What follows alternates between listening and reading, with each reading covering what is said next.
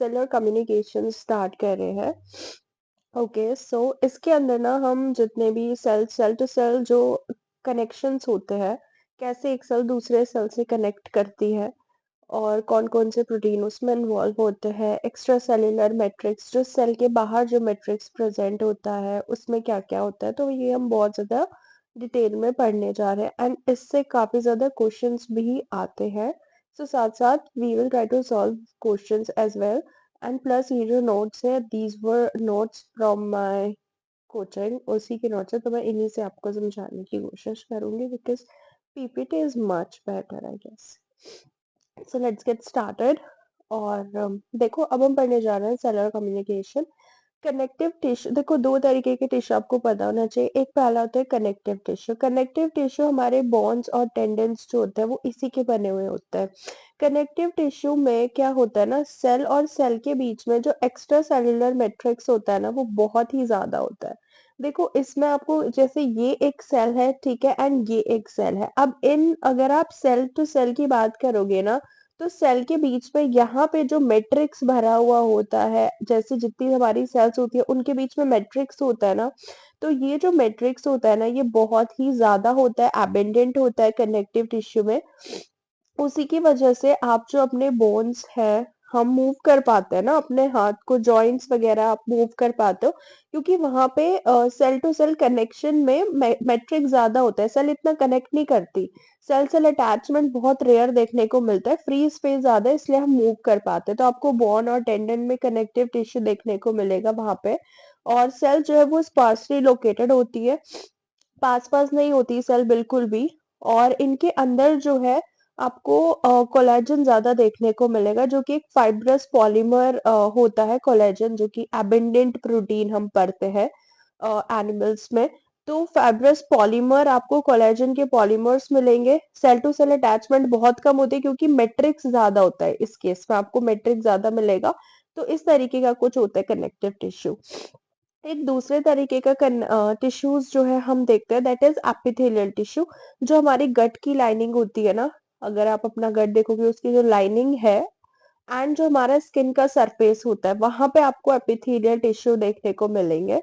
इनके अंदर क्या होता है ना, सेल जो है वो बहुत ऐसे बाउंडेड रहती है, एक स्ट्रक्चर बना लेती है जिसको हम एपिथेलिया बोलते हैं, ठीक है।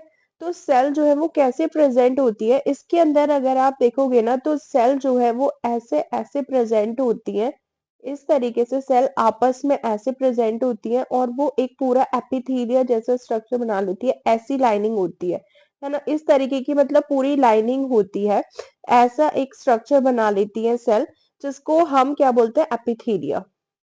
जो ईसीएम होता है, ये जो एक्स्ट्रा सेलुलर मैट्रिक्स हमने कनेक्टिव टिश्यू में देखा था, यहाँ पे बहुत होता ही नहीं है, ठीक है। ईसीएम जो है वो बहुत उसकी कमी होती है, स्कैंटी मतलब बहुत कम होता है ईसीएम। और ये बहुत ही ऐसे, इसके पास एक थिन लेयर भी होती है जिसको हम बेसल लैमेला बोलते हैं। ईसीएम बहुत कम होता है, इसमें ना एक आपको थिन लेयर भी मिलती है, ठीक है। इस तरीके की अगर आप देखोगे तो इनके पास एक बहुत ही ऐसे थिन लेयर होती है जिसको हम बेसल लैमेला बोलते हैं, ठीक है, बेसल लैमिना। और सेल सेल एडिशन तो इसमें प्रीडोमिनेंट ही है, देखो सेल कैसे चिपकी हुई है आपस में, है ना। तो इस तरीके के टिश्यू क्या होते हैं, एपिथेलियल टिश्यू। एंड इस तरीके के टिश्यू क्या होते हैं, कनेक्टिव टिश्यू। तो ये एक हमने ओवरव्यू सेट कर लिया है। उसके बाद यहाँ पे थोड़ा क्लियर है, यहाँ पे आप देख सकते हो, ठीक है। उसके बाद हमारा नेक्स्ट आता है, हम यहाँ पे चार टाइप के जंक्शंस पढ़ते हैं, ठीक है। एक हमारे पास होता है एंकरिंग जंक्शन। एंकरिंग जंक्शन होता है जिसमें सेल सेल अटैचमेंट देखने को मिलता है, ये एक सेल है, ये एक सेल है, सेल सेल के बीच में अटैचमेंट हो रहा है। और एक सेल और एक्स्ट्रा सेलुलर मैट्रिक्स, ये हमारा एक सेल हो गया एंड ये एक्स्ट्रा सेलुलर मैट्रिक्स हो गया। तो सेल और एक्स्ट्रा सेलुलर मैट्रिक्स के बीच में जो कनेक्शन होता है वो किस में आ जाता है, एंकरिंग जंक्शन में दोनों आ जाते हैं, सेल सेल भी और सेल टू ईसीएम भी आ जाता है। और इनके अंदर साइटोस्केलेटल प्रोटीन इन्वॉल्व होता है जो सेल सेल अटैचमेंट में हेल्प करता है, ईसीएम इनमें अटैचमेंट में जो हेल्प करता है। साइटोस्केलेटन प्रोटीन हम सेल बायोलॉजी में कवर कर चुके हैं, जैसे एक्टिन फिलामेंट, इंटरमीडिएट फिलामेंट, है ना, ये सब यहाँ पे हेल्प करता है इनको अटैच होने में।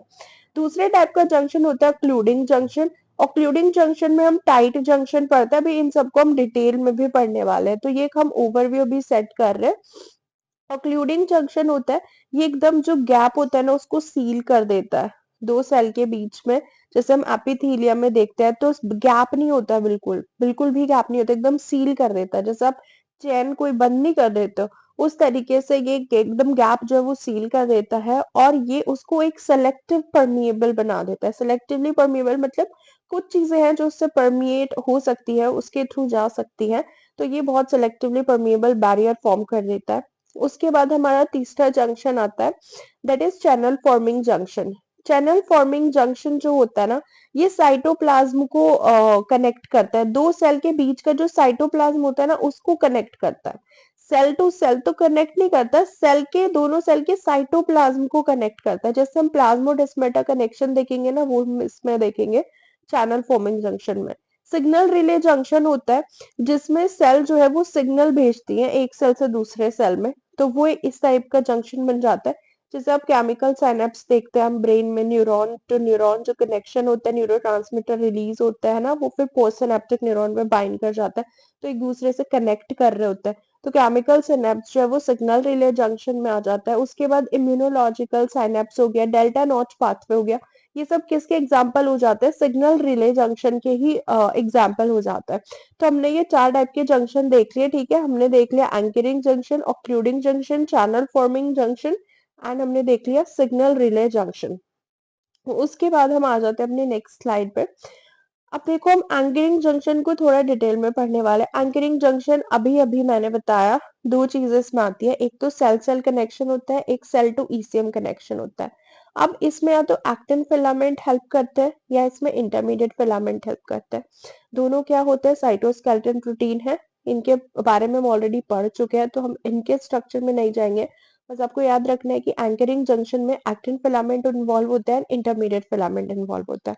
अब देखो अगर सेल टू सेल हो रहा है और एक्टिन फिलामेंट हेल्प कर रहे हैं, यहाँ पे देखो ये जो आप ग्रीन कलर से देख रहे हो ना, दीज आर एक्टिन फिलामेंट, ये जो आप ग्रीन कलर से देख रहे हो दीज आर एक्टिन फिलामेंट। तो ये जो सेल टू सेल कनेक्शन हो रहा है और एक्टिन फिलामेंट हेल्प कर रहे हैं, इस वाले जंक्शन को हम क्या बोलते हैं, एडेरेंट जंक्शन। एडेरेंट जंक्शन में क्या हो रहा है, सेल सेल कनेक्ट कर रहे हैं, हेल्प कौन कर रहा है, एक्टिन फिलामेंट, ठीक है। ऐसे ही जब सेल और एक्स्ट्रा सेल्यूलर मैट्रिक्स कनेक्ट करते हैं, ये सेल हो गई, ठीक है, और ये एक्स्ट्रा सेल्यूलर मैट्रिक्स हो गया। जब सेल टू ईसीएम कनेक्शन हो रहा है और ये ग्रीन कलर में क्या है, एक्टिन फिलामेंट, और एक्टिन फिलामेंट ही हेल्प कर रहे हैं, तो उनको हम बोलते हैं फोकल एडिशन। तो फोकल एडिशन में भी एक्टिन फिलामेंट हेल्प कर रहे हैं सेल टू ईसीएम, और जो हमारा एडेरेंट जंक्शन है उसमें भी हमारे एक्टिन फिलामेंट हेल्प कर रहे हैं, ठीक है। उसके बाद दूसरा आ जाता है हमारे इंटरमीडिएट फिलामेंट जब इन्वॉल्व होते हैं। देखो जब इंटरमीडिएट फिलामेंट इन्वॉल्व होते हैं ना, जब सेल सेल कनेक्शन हो रहा होता है और उसमें हमारे इंटरमीडिएट फिलामेंट इन्वॉल्व होता है, ये होता है डेस्मोसोम्स। इस कनेक्शन को हम क्या बोलते हैं, desmosomes. Cell to cell connection है, लेकिन कौन से साइटोस्केलेटन प्रोटीन इन्वॉल्व है, इंटरमीडिएट फिलामेंट। ऐसे हेमीडेस्मोसोम्स होते हैं जिसमें इंटरमीडिएट फिलामेंट होते हैं बट सेल टू ईसीएम।